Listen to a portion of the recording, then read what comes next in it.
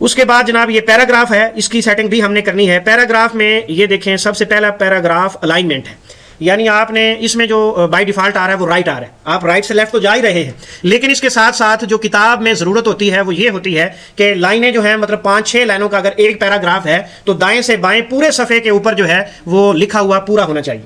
ऐसा ना हो कि आखिरी लफ्ज़, पहली लाइन का लफ्ज़ तो पूरा है और दूसरी लाइन के आखिरी 2 लफ्ज़ कम है और तीसरी लाइन में फिर आगे चले गए, चौथी लाइन में फिर पीछे आ गए हैं, तो ये जिग-जैग सिस्टम नहीं होना चाहिए। तो उसके लिए जो है आप किताब में ज़रूरी है कि आप इसको राइट की बजाय जस्टिफाइड करें।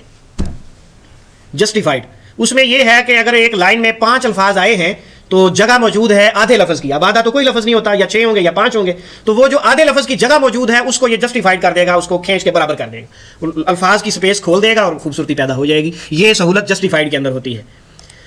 राइट है, लेफ्ट है, सेंटर है, जस्टिफाइड है। और फोर्सड जस्टिफाइड ये होता है कि एक लाइन में अल्फाज 4 हैं, जगह 6 की है, तो वो फुल तकसीम करके जो है ना वो स्पेस तकसीम कर दे, उसे फोर्सड जस्टिफाइड कहते हैं। और अमूमन किताब में सिर्फ जस्टिफाइड की ज़रूरत होती है।